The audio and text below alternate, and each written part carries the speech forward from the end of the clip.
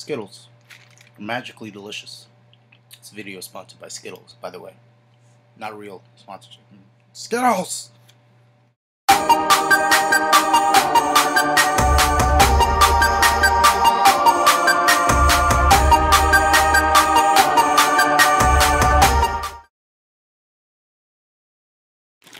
Hello YouTube, I am the Latino Nerd.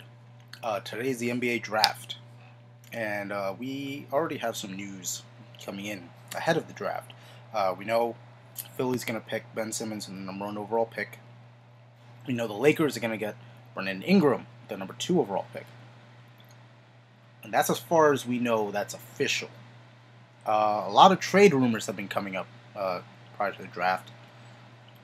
Most notably, that the Philadelphia 76ers are trying to trade with the Celtics for their #3 pick. And it's interesting because the Sixers are trying to trade Nerlens Noel to the Celtics, even though there's been reports prior saying that Okafor was going to be the player that Philly really wanted to trade away. Now, I don't know if the Celtics view Nerlens Noel as that player that could ascend them to the top of the Atlantic Division again, or to top 3-4 seed in the East. But I personally, I don't think the Celtics are going to trade #3 overall pick for a couple draft picks and Nerlens Noel, because if you've been following the Celtics want a veteran. They want a star. They accumulated all these draft picks to trade them away for a veteran, for someone that could be the face of the team, like a Kevin Love, who they've been linked to recently. And quite frankly, I don't think Nerlens Noel is going to be that guy that'll help the Celtics top the Raptors or the Cavs. Now, something else also happened today. The Brooklyn Nets traded Thaddeus Young to Indiana for the #20 pick of this year's draft and a future second-round selection. So that's actually a really good trade for the Nets, because the Nets have been trying to buy or trade in to the draft tonight, as so were the Knicks. And the Nets had the most assets. No, not the most assets of the entire league, but the most assets over the Knicks. Because the Knicks, although like the Nets, don't have a first-round pick, but the Nets have all these players like Thaddeus Young that could be trade bait for a late first and an early second. And that's exactly what they got. A late first-round pick, #20. And that's a great deal for the Brooklyn Nets. And that just leaves the Knicks. Now, the Knicks, yesterday, I made a video, I'll leave it in the description below. They traded for Derrick Rose, and they gave up Robin Lopez, Jose Calderon, and Jerami Grant. They have a second-round pick for next year's draft, but they still don't have a pick for this year. So it'll be interesting whether they try to trade one of their 5 players that's under contract for a late first-round selection or an early second-round selection. And most likely, it's going to happen in the second round, where the Knicks are going to buy a pick. Now, this is where the Knicks need to be smart, because right now their biggest need is center. They addressed the point guard position with Derrick Rose, but in doing so, they got rid of their starting center, Robin Lopez. Now, I believe Kevin Seraphin is going to make a return, and I believe Kyle O'Quinn is still under contract, but I don't count on any of those guys coming in as a starter for the Knicks. So do you draft someone in the second round to be a starter or to be projected as a starting center? Do you just go towards free agency and hope that Dwight Howard or Joakim Noah come on board? Because that's the most difficult thing right now, because right now the Knicks only have Derrick Rose, Justin Holiday, Melo, Porzingis, and I believe Kyle O'Quinn.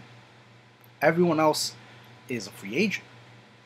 And I believe the Knicks are going to retain Langston Galloway. But right now, going into the draft, they need to address the center position, I feel. Because you can't bank on Dwight Howard or Joakim Noah just coming to you right away because you have Derrick Rose, because of Derrick Rose's injuries. Now, Joakim Noah is the more likely to come on board, but I still think they should address the center position just to get some depth in there. As for the other teams, there's a lot of talk about a lot of different other players. And you know what? I believe that this is going to be one NBA draft that's going to have a lot of trades, especially from 10 on up. Once we get past those first 10 picks, I think we're going to see a lot of trades. Because a lot of teams are going to try to build, and a lot of teams have a lot of assets. Teams like the Celtics. Maybe Minnesota might pull off a trade for a Jimmy Butler. Who knows? They've been linked to them as well. And it's going to be interesting because, especially the top 10, even inside the top 10, there's a lot of trade rumors going on. So it's going to be very interesting with, where players go. But outside of the top 2 picks, I don't think any of the players will be star caliber players in the next few seasons. They seem to me that they're going to be a lot of development. And there's this one European player, I forget his name, has been compared to Kristaps Porzingis, but I feel like he's going to fall down to the mid-first round, maybe late first round, because, as everyone knows, Porzingis was 1 in a million chance he was going to be what he is now. So I think a lot of people are going to be hesitant on picking this next European prospect. And that's it for the draft, I guess. Look for a lot of trades. A lot of people are going to make a lot of trades, I think.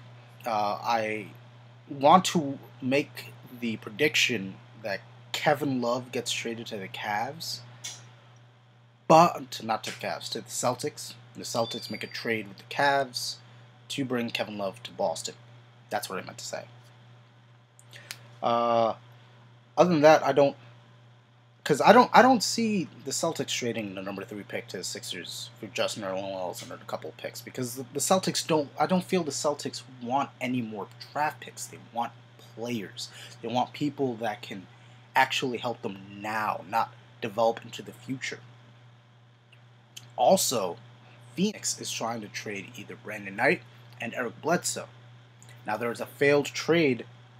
It wasn't vetoed, but it was declined on the end of Utah, where Phoenix offered Eric Bledsoe and the first-round pick of this year's draft for Gordon Hayward, and Utah declined. Gordon Hayward's been on the trade block as well. But it's very interesting to see that the Phoenix Suns are suddenly trading away their 2 best guards. Because this a similar thing happened a year or 2 ago when they had Isaiah Thomas, and he was traded to Boston. So it's interesting the whole situation with Phoenix, because it seems like they don't know if they're rebuilding or contending for a playoff spot, because just 2 years ago, in Jeff Hornacek's first year, I believe, they were just that close to making the playoffs. So it's very interesting to see what direction they're going to go in, because I don't think they know what direction they're going to go in. I don't know if they think they're going to go into a rebuilding stage. I don't know if they think they're contending right now, but it'll be very interesting to see what they do. But that's it for now. I'm the Latino Nerd. If you enjoyed this video, please subscribe for more. Follow me on Twitter at Latino_nerd. I'll see you later.